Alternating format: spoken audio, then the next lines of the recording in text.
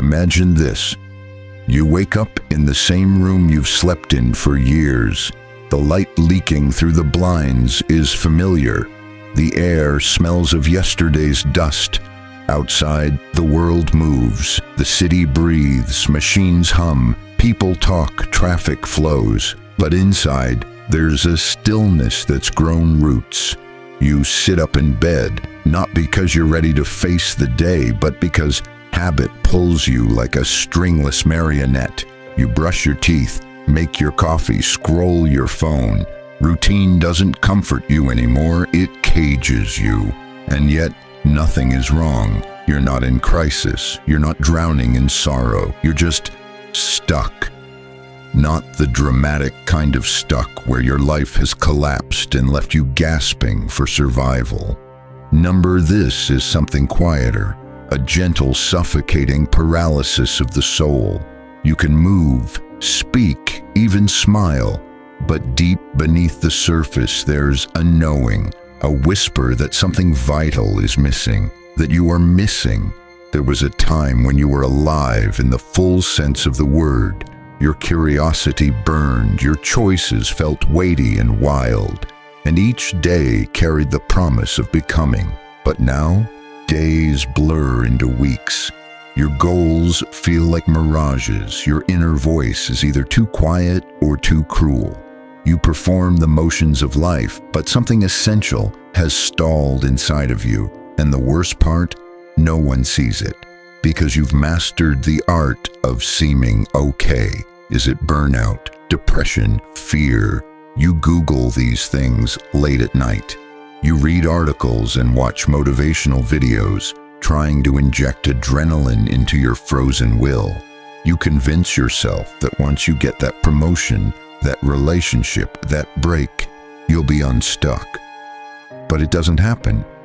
Or if it does, the effect wears off. Quickly, you begin to ask questions that have no easy answers. Why do I feel like I'm watching my own life from behind a glass wall? How can I have everything and still feel like nothing is moving? What is this invisible weight pressing on me, and why can't I name it? You start to notice it in others too. Friends who talk about their jobs with hollow eyes. Partners who love each other but haven't touched each other's minds in years.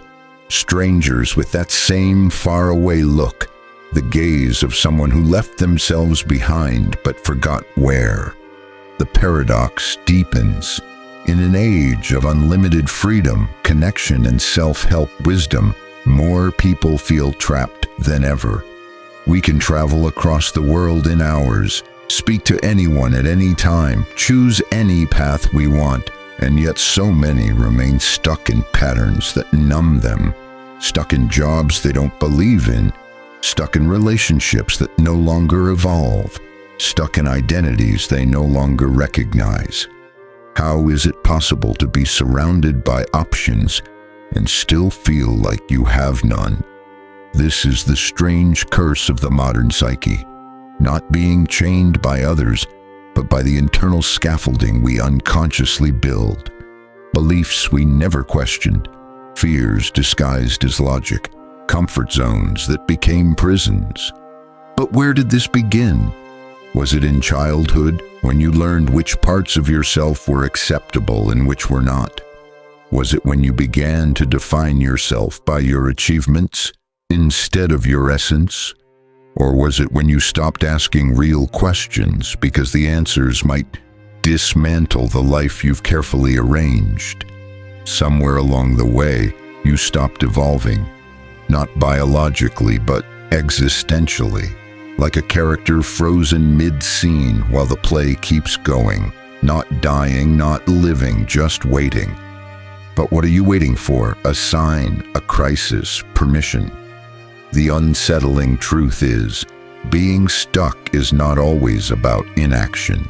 Sometimes it's about too much false motion, spinning wheels in a carefully constructed life that no longer fits who you are becoming, and so you drift, not because you're weak, but because part of you knows that the old map no longer leads anywhere meaningful.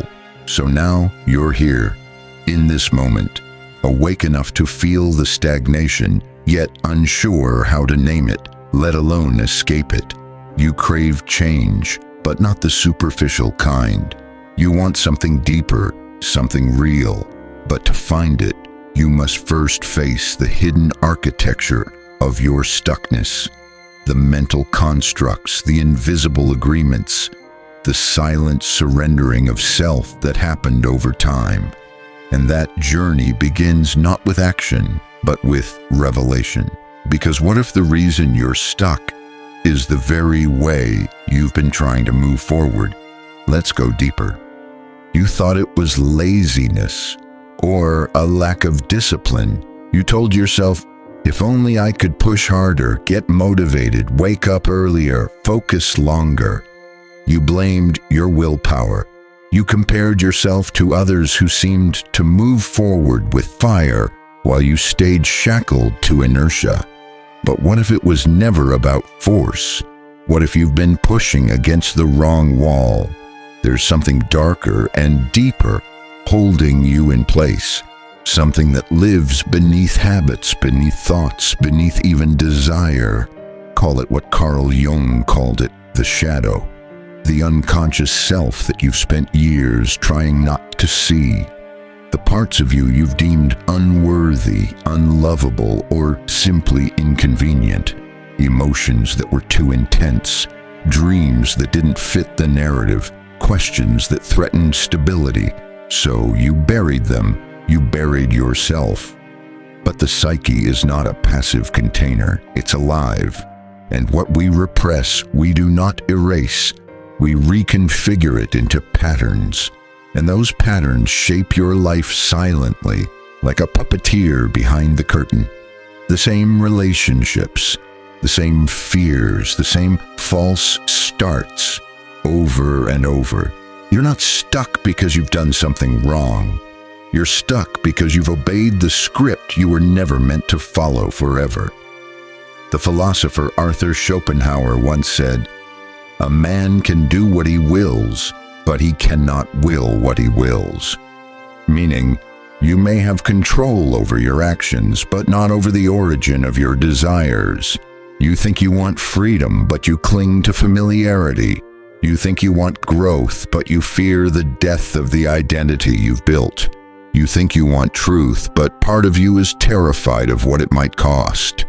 This is the great contradiction. Being stuck is not a lack of movement. It's a subconscious commitment to staying within the bounds of who you think you're allowed to be. And that illusion of permission, where did it come from? Look closer. Perhaps it began in childhood, when love and acceptance became transactional. You learned to perform, to shrink the inconvenient parts of your spirit and amplify the traits that won approval. You became responsible, ambitious, well-adjusted. You got good at surviving, but something else, something vital, was left behind in that adaptation. Nietzsche warned of this when he spoke of the last man, a future human who values comfort over challenge, safety over danger, and predictability over passion. The last man does not suffer wildly, but he does not live deeply either. He avoids pain so completely that he forgets the taste of transcendence. He is stuck, not in agony, but in a state far more tragic, apathy. Is that who you've become? It's hard to admit. The world praises functionality. You have a job, you show up, you're fine. But deep within, there is a sense of betrayal, a quiet knowing that you've traded your inner wilderness for a manicured garden of empty achievements. And when you try to rebel, your own mind intervenes. You hear the whispers of inherited voices. Don't be selfish, don't make a scene, don't risk security. These aren't just fears. They are internalized commands from a society that worships stability but fears individuality. Jean-Paul Sartre described this condition as mauvaise foi, bad faith, the self-deception of living inauthentically while pretending you have no choice. You convince yourself that you must continue this way. You tell yourself stories like, "It's just not the right time," or "maybe later when things calm down." But they never do. And part of you knows that. You are not just stuck in behavior, you are stuck in a story. A myth about who you are, what is possible, and what the world expects from you. And myths, when believed blindly, become cages. But why are these stories so hard to break? Because they are built into the structure of your identity. You don't just have a self, you protect it, often at the expense of your own evolution. Viktor Frankl observed that when people lack a deep sense of meaning, they distract themselves with pleasure or power. And while those substitutes can numb the pain temporarily, they never resolve it. What you're experiencing is not a surface-level stuckness. It's an existential deadlock between the self you were trained to be and the self you are meant to become. And neither will surrender easily. One side tells you to stay where it's safe, where you're known, understood, validated. The other side whispers toward the unknown, the irrational, the unexplainable pull of what Jung would call individuation, the process of becoming whole, not successful, not admired, whole. But wholeness demands you confront what's been banished to the corners of your psyche, the rage, the grief, the desire, the wild, uncontainable parts of you that were exiled to make you fit. And fitting in, as it turns out, is often the death of the soul. This is the hidden architecture of being stuck. It is not laziness, it is not incompetence. It is a spiritual conflict wearing the mask of a mundane life. And the longer it goes unnamed, the deeper it roots itself.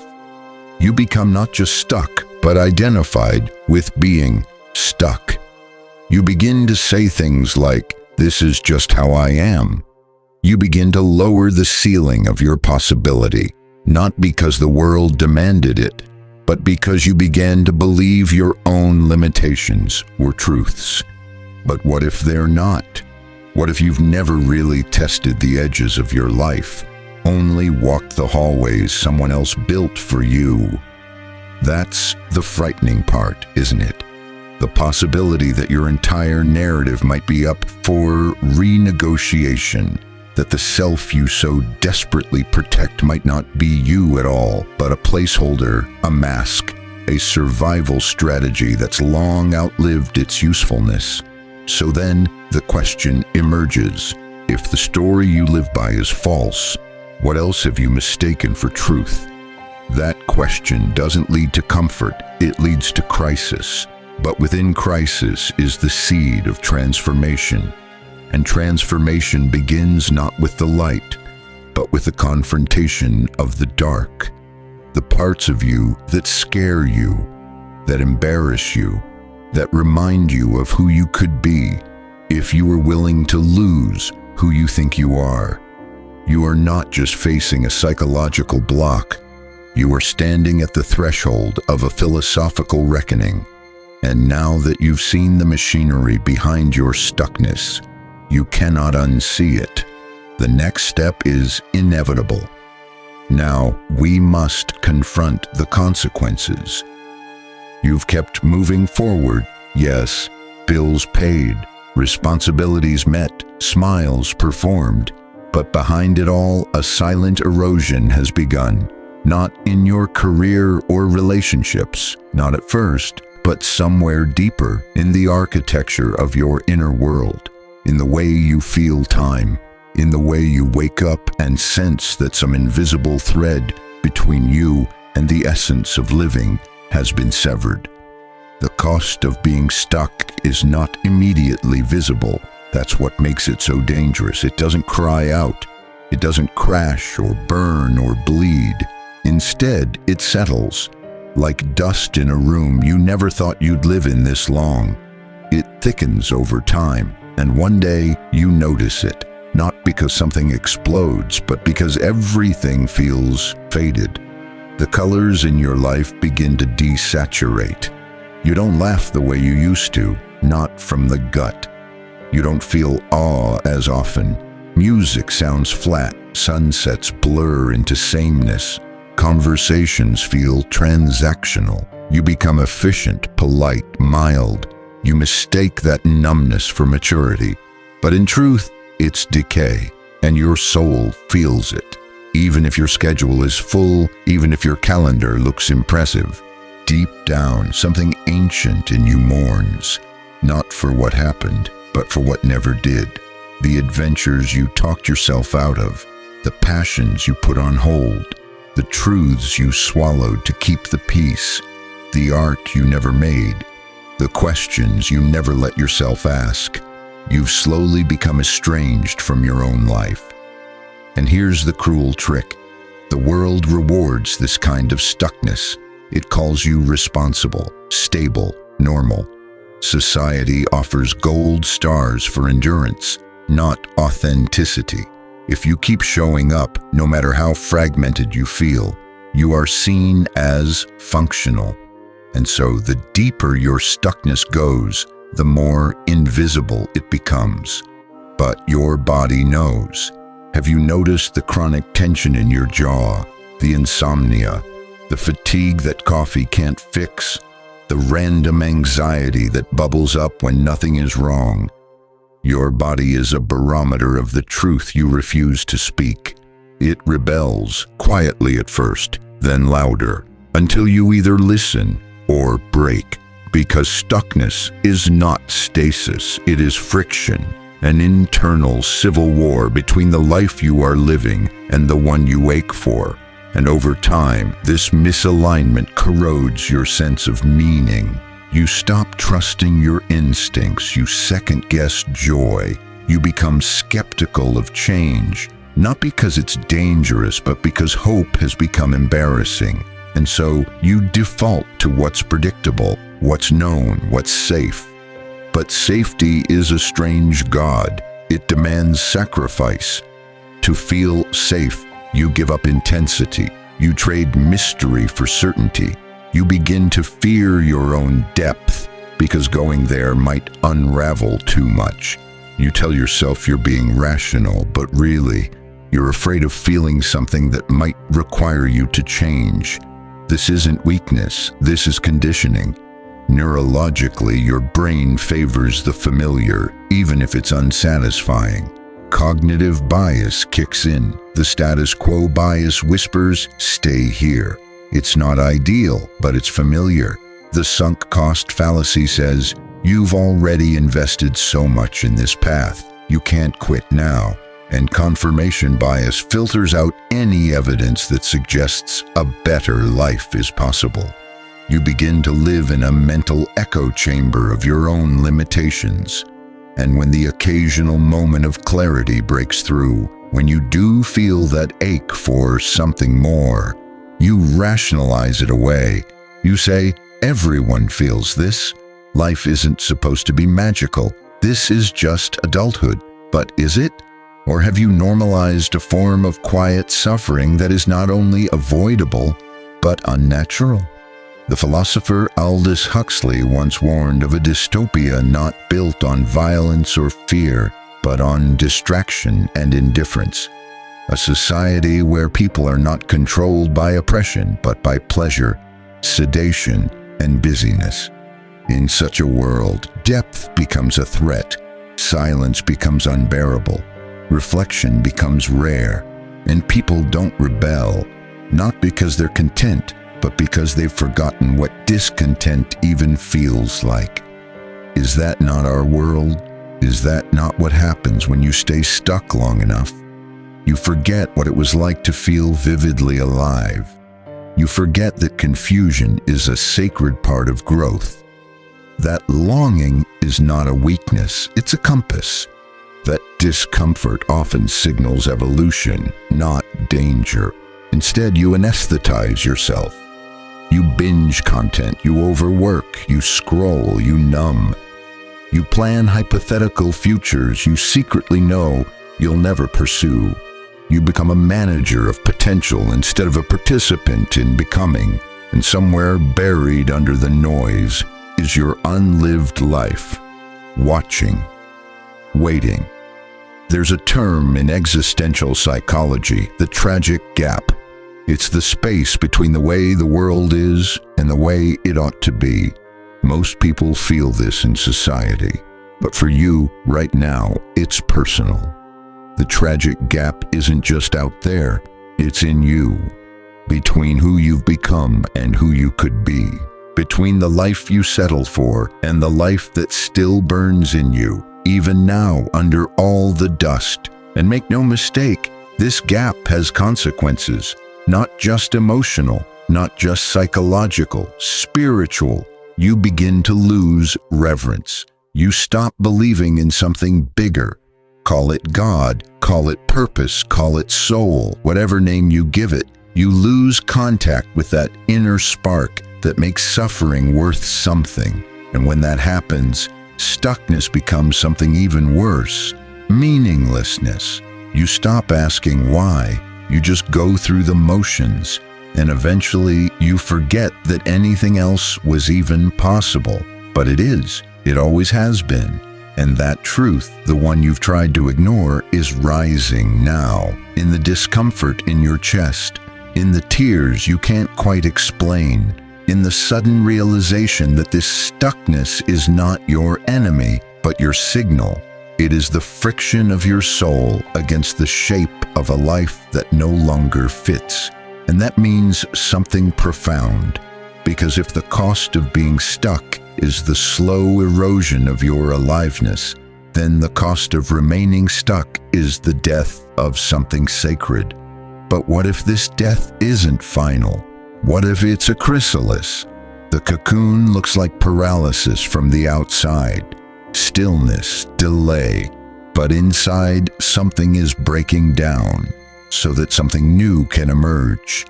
The question is no longer what is wrong with me. The question is, what am I becoming if I dare to shed the false skin of who I've been?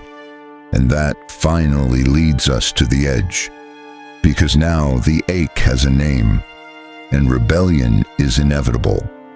You reach a point subtle but irreversible, where the cost of remaining becomes heavier than the fear of leaving. You feel it not as a decision, but as a cracking, a shedding, a grief so quiet it doesn't cry, but reconfigures your bones. This is the threshold of rebellion, not against others, against the life you built to survive. And rebellion, real rebellion, does not look like rage. It looks like honesty. You begin to tell the truth, not the curated one, not the palatable one. The raw, strange, inconvenient truth. First to yourself, then to others. You say things like, I don't want this anymore. This isn't me. I've been pretending. I'm scared. You peel back the layers of politeness that have strangled your soul. And finally, you breathe. This breath, this first inhalation of unfiltered self-awareness, is the beginning of your freedom. But what does breaking free really mean? It's not about quitting your job tomorrow or ending your relationship overnight. That's the surface fantasy. True rebellion is subtler, more dangerous. It's the refusal to lie to yourself another day. It's the daily war against internalized obedience. You begin to recognize the voice of the jailer within, the one that says, don't rock the boat, don't be dramatic, don't be selfish. That voice isn't you. It's the echo of cultural trauma, of systems built to keep you compliant. Economies run on your quiet desperation. To rebel, you must begin to mistrust what you've been taught to trust. You must interrogate everything that has ever been labeled normal. Is normal waking up dreading your day? Is normal feeling numb 5 out of 7 days a week? Is normal silencing your dreams to not upset the structure? Then normal is the sickness, and health begins at the point of descent. Friedrich Nietzsche wrote, "The snake which cannot cast its skin has to die. As well the minds which are prevented from changing their opinions. They cease to be mind. If you refuse your own metamorphosis, you do not remain whole, you rot. Not all at once, but slowly. Soul first. So cast the skin. Begin where it matters most. The story. You must unlearn the mythology of selfhood you inherited, the one that says your value is tied to output, that you are only as good as your productivity. That sacrifice is noble, but desire is dangerous. That dreaming past your station is arrogant. These are not truths. These are chains made to look like virtue. The real story, the one buried beneath, is wilder. You are not here to conform. You are not here to impress. You are not here to make yourself small for the comfort of those afraid to evolve. You are here to become, and becoming is messy. It means breaking molds, confusing people, losing approval. It means being misunderstood. It means trading certainty for something far more dangerous and alive, integrity. You may lose people, the ones who only knew the mask. You may lose comfort, the kind that came from fitting in. But what you gain is unspeakably more: your own presence, your own trust, your own damn fire. And that fire becomes your compass. Not logic, not plans. Fire. The quiet inner heat that knows when something is real and when it's not. Rebellion means learning to follow that heat, even when it doesn't make sense, especially when it doesn't. Because what you're doing isn't linear, it's alchemical. You are not just making changes, you are undergoing transmutation from conditioned being to conscious creator. To aid this, you must practice the most radical skill of all, choosing differently. When the old script says be polite, you ask, but am I honest? When your anxiety says stay safe, you ask, but is this true safety or just familiar pain? When guilt whispers you're being selfish, you ask, or am I finally protecting something sacred? Each choice is a crack in the facade, and through those cracks, light seeps in. This process cannot be rushed. It cannot be faked. It is not a checklist. It is a dismantling. And in the ruins of your former identity, you begin to rebuild, not for perfection, for wholeness. You reclaim the parts of yourself you exiled, your sensuality, your rage, your playfulness, your ambition, your mysticism, your madness. You gather them like lost children. You say, you belong with me now. You integrate, you expand, you scare yourself with your own aliveness. And that's good. That means you're doing it right.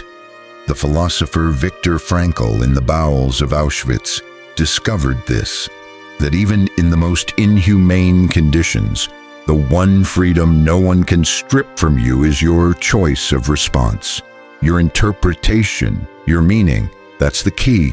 You've been stuck because you outsourced meaning. You let culture define it, but rebellion means taking it back. You declare, I decide what matters. I decide what is sacred. I decide what makes this life worth living. And from that declaration, the world begins to rearrange. Not immediately, not neatly, but undeniably. You begin to notice signs, synchronicities, new people, new impulses. You begin to speak from a place in you that was silent for years. People feel it. The ones who've also broken their chains will recognize you instantly. You'll laugh deeper, sleep better, breathe differently. And you'll stop asking for permission, because the moment you broke the rules, you became something else entirely. Sovereign. This is the rebellion. It is not rebellion for rebellion's sake. It is not ego. It is not escapism. It is a sacred revolt against the domestication of your soul. And it will cost you comfort, approval, predictability. But what you receive in return is holy, a life that fits, a voice that's yours, a body that feels like home, and a sense of time that no longer slips through your fingers, but pulses with presence. You are no longer surviving, you are beginning, but don't celebrate yet. There is one final truth, one deeper than rebellion, one that makes sense of everything you've lost, everything you've dared, and everything you've become. And that truth is waiting just ahead, in the fire at the center of your being. There's a silence that descends after the rebellion, not relief, not euphoria, a stillness so unfamiliar it almost feels like grief. You've broken free, you've said the hard truths, made the hard choices, cast off the illusions that once protected you, and now you stand in the open, bare-souled, wondering, what now? The structure is gone, the narrative dismantled, the rules dissolved. You are no longer who you were, but you are not yet who you are becoming. This is the final test, to stand in the unknown without running back to the familiar. And in that space, something begins to stir. Not a voice, not a thought, something older, a presence you haven't felt in years, maybe ever. It's been here all along, quietly watching, endlessly patient. You don't need to conjure it. You just need to stop resisting, and as you soften, it emerges, not as an idea, but as an experience. Like light returning to a room long darkened, you realize, in a flash so visceral, it bypasses logic. You are never stuck, not really. What you called being stuck was life refusing to let you proceed on a false path. It was grace in disguise, a cosmic veto, a sacred interruption. Stuckness was the soul's protest, a scream muffled in silence, a divine no against the life you were trying to force yourself into. You feel the weight of it now, not as punishment but as protection, like a parent slapping a child's hand away from fire. Only now you see, the fire was never outside you, it was you. You weren't stuck because you were lost. You were stuck because you were hiding from the magnitude of who you are. You feared your own brilliance more than your failure. You feared your capacity for change, for intensity, for truth. You feared the destruction of your small, controlled self. But that self was never the real you. It was scaffolding, and now that it's fallen away, you see what it was concealing. A vastness, an intelligence, a kind of power so ancient, so intimate, you can't believe you ever forgot it. This is the ultimate truth. You are not a person trying to become something. You are something trying to remember it is already whole. Carl Jung once wrote, "The privilege of a lifetime is to become who you truly are."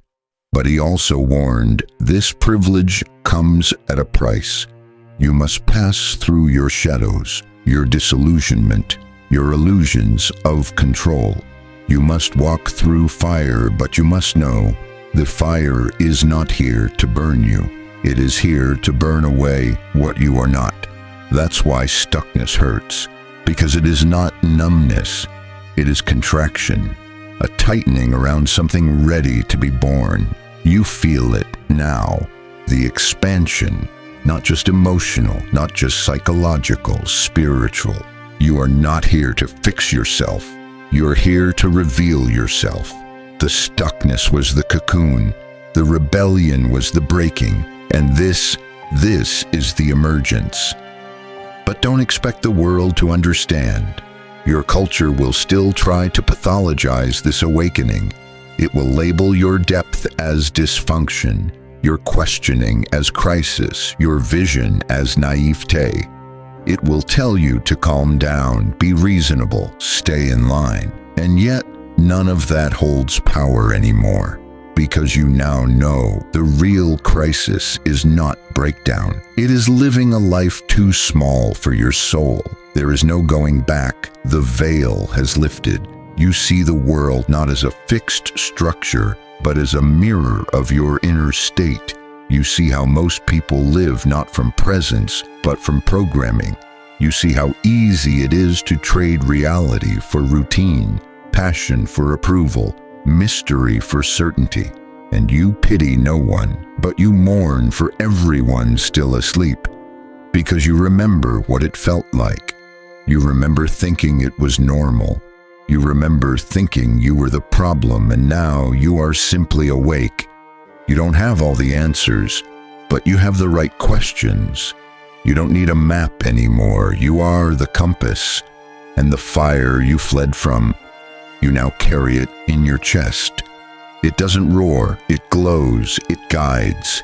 It reminds you gently in moments of fear or temptation to regress. There is no going back to a smaller version of yourself. You will ache again. You will doubt. You will fall into old patterns. But the difference now, you know when it's happening. You can feel when you've betrayed yourself. And that knowing, that subtle burn of self-awareness, is your most holy gift, because it calls you home every time.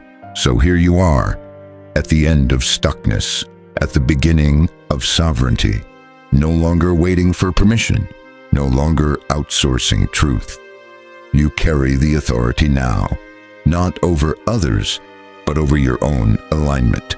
And the world?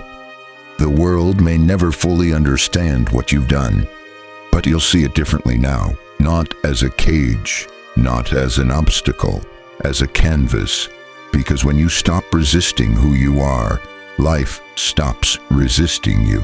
Synchronicities flow, beauty becomes louder, time slows down. Your very presence becomes magnetic, not because you've achieved something, but because you've become something real. This is not about being perfect. This is about being whole. So remember, the next time you feel stuck, don't rush to escape it. Listen, let it hollow you out. Let it destroy the parts of you that were never yours. Let it burn, because in that fire, something ancient will whisper, "You are not broken, you are becoming," and that, finally, is the truth you were always meant to live.